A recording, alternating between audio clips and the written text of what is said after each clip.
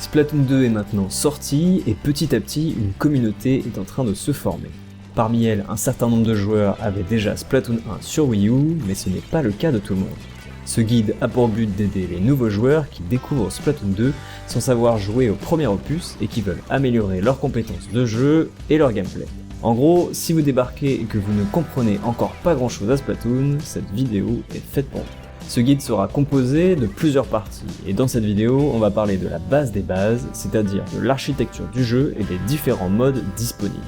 Vous avez démarré Splatoon 2, vous êtes maintenant un Inkling parmi tant d'autres dans le square de Chromapolis, le lieu de rencontre de la pop culture Inkling.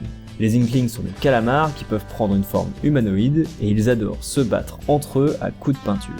Vous avez ainsi des armes avec lesquelles vous pouvez lancer de la peinture avec le bouton ZR. Tirer avec votre arme déchargera votre encre et il faudra alors vous transformer en calamar et nager dans l'encre de votre couleur avec le bouton ZL pour recharger votre jauge.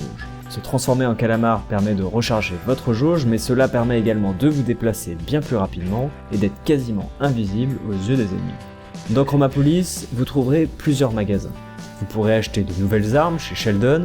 Chaque set d'armes contient une arme principale que vous déclencherez en appuyant sur le bouton ZR, une arme secondaire avec le bouton R qui consommera plus d'encre que votre arme principale par contre, et une arme spéciale que vous pourrez déclencher que si vous avez suffisamment ancré le sol pour remplir votre jauge spéciale. Pour la déclencher, il faudra que vous appuyiez sur votre joystick droit. Vous pourrez aussi acheter des équipements qui vous donneront des bonus de compétences durant vos parties. Votre personnage peut avoir 3 équipements sur lui, un chapeau, un t-shirt et une paire de chaussures. Chacun de ces équipements vous donnera une compétence principale, mais en faisant des parties en ligne avec cet équipement sur vous, vous pourrez lui débloquer des compétences secondaires. Mais ça, j'y reviendrai plus en détail dans une prochaine vidéo. Ces magasins vous seront accessibles uniquement après avoir monté quelques niveaux, il faudra donc faire plusieurs parties en guerre de territoire en ligne avant d'y avoir accès. Splatoon est avant tout un jeu multijoueur en ligne, mais il possède également un mode héroïque qui se fait en solo. Et pour bien maîtriser le fonctionnement du gameplay du jeu, il est vivement conseillé de commencer par là. Pour y avoir accès, il suffit de passer à travers la bouche d'égout au fond à gauche sur le square de Chromapolis et de suivre l'histoire que les développeurs vous ont concoctée. Ça vous permettra de vous faire la main sur plusieurs armes et de commencer à progresser. Une fois que vous aurez fini ce mode histoire, vous aurez alors les bases pour commencer très convenablement les modes de jeu en ligne.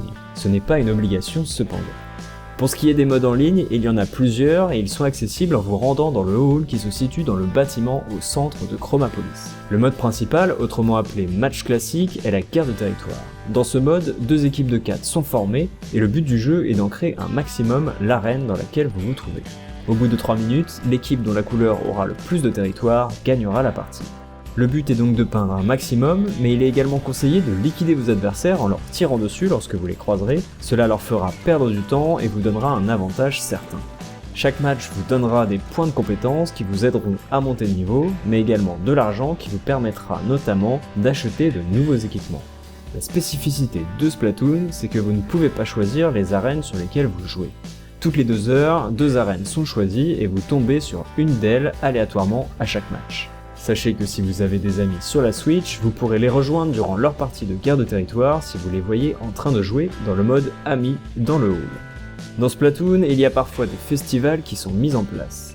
Pendant un temps limité, en général autour de 48 heures, Chromapolis est en fête et vous jouez de nuit.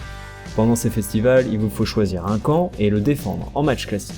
À la fin du festival, vous recevrez des super coquillages en fonction du nombre de matchs que vous avez fait. Vous en recevrez plus ou moins selon si c'est votre camp qui aura gagné. Ces super coquillages vous permettront par la suite de modifier les compétences de vos équipements, mais ça à nouveau ce sera pour une prochaine vidéo. Mais la guerre de territoire n'est pas le seul mode de jeu. Après avoir passé le niveau 10, vous débloquerez l'accès aux matchs pro.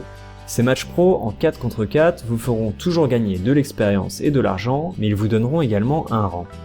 Ce rang initial sera C- et plus vous gagnerez 2 parties, plus il augmentera. C-, C, C+, B-, B, B+, A-, A+, S et finalement S+. Au contraire, si vous perdez des matchs, vous perdrez aussi des points de rang, évidemment. A noter que si vous êtes vraiment trop fort pour le rang dans lequel vous êtes, le jeu peut le détecter et vous faire sauter plusieurs rangs d'un coup. La spécificité de ces matchs pro, c'est que les modes de jeu y sont différents. Ici, il ne s'agit plus de repeindre la map, mais il y a des objectifs. Les matchs pro sont répartis en 3 modes de jeu qui s'alternent toutes les 2 heures en même temps que le changement d'arène.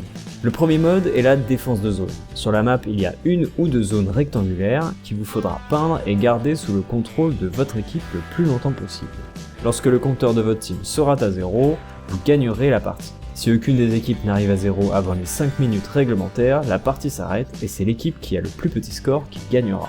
Le deuxième mode de jeu, c'est l'expédition esquive. Au centre de la map se trouve un stand mobile. Si vous montez dessus, il avancera le long du rail en direction du camp adverse. Le but de votre équipe est donc de le faire avancer jusqu'à la fin du rail. Mais attention, le stand s'arrête à certains points de contrôle. Il faut donc que vous réussissiez à en garder le contrôle pendant quelques secondes pour débloquer ces accès et continuer à avancer. Le troisième mode est la mission bazooka. Au centre de la map se trouve le bazooka. Votre but est de tirer sur son champ de protection pour le libérer. Ensuite, un joueur de votre équipe doit s'en saisir et l'amener sur le socle qui se situe chez l'ennemi. Attention d'ailleurs, si c'est l'équipe adverse qui fait exploser la bulle du bazooka, cela provoquera une grosse explosion qui vous liquidera si vous êtes à côté. Mais attention, si vous chopez le bazooka, vous n'aurez plus accès à votre arme principale, secondaire et spéciale, car elles seront remplacées justement par le bazooka. Vous pourrez toujours tirer, mais ce sera des tirs explosifs à retardement assez lent, et en plus vos mouvements seront ralentis. Il s'agit donc de se faire défendre par vos alliés pour franchir les lignes ennemies et remporter la victoire. Ça, c'était les 3 modes disponibles en match pro. Pour chacun de ces modes, vous aurez un rang attribué et durant vos parties, vous serez associé à des joueurs de rang équivalents à vous.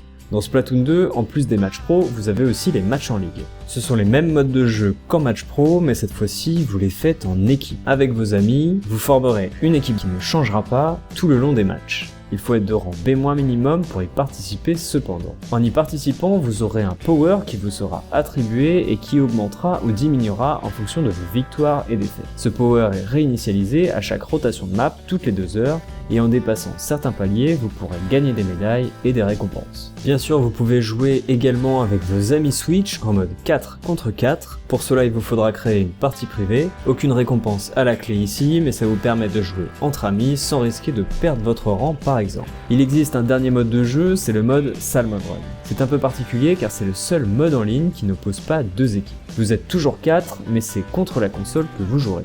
Des vagues d'ennemis vous attaqueront et il faudra survivre tout en ramassant des œufs dorés que les boss feront tomber une fois tués. Ce mode de jeu n'est disponible qu'à certaines dates et à partir du niveau 4. Vous ne pourrez pas choisir l'arme que vous utiliserez, mais ce mode de jeu vous fera gagner des compétences comme des équipements ou des bonus que vous pourrez dépenser chez Omar, le type qui tient le food truck dans le square de Chromapolis. La difficulté de ce mode de jeu augmentera en fonction de vos victoires et défaites, et également vous pourrez y jouer avec vos amis en créant une partie à plusieurs. Que ce soit pour Salmon Run ou bien pour les matchs en 4 contre 4, il est également possible de créer des sessions à l'aide de l'application Splatnet 2. Vous pouvez donner rendez-vous à vos amis et ainsi jouer avec eux et même discuter avec le vocal de l'application. Bien sûr, Splatoon 2 est un jeu multijoueur et qui dit multijoueur sur Switch dit partie en local avec vos amis. Effectivement, si vous rejoignez dans la vraie vie vos amis, eh bien vous pourrez jouer en mode local avec eux pour peu qu'ils aient également une Switch avec Splatoon 2. Rendez-vous dans le magasin vers la droite de Chromapolis et vous pourrez créer ou rejoindre des parties locales et jouer tous les modes multijoueurs avec eux. Par contre, jouer en local ne vous rapportera pas les récompenses classiques de ces modes de jeu, mais des récompenses spécifiques au mode local justement. Voilà, c'était un premier tour des modes de jeu de Splatoon 2. Si vous débutez dans Splatoon, j'espère que vous prendrez votre pied autant que des milliers de joueurs ont pu prendre leur pied dans Splatoon 1 avant vous. J'espère que cette vidéo vous a plu, n'hésitez pas à la partager à vos amis qui débutent également dans le jeu. N'hésitez pas à vous abonner à la chaîne si c'est pas le cas pour ne pas rater les prochains guides sur le jeu. C'était Evil Squid, je vous dis à bientôt dans une prochaine vidéo. Allez, salut!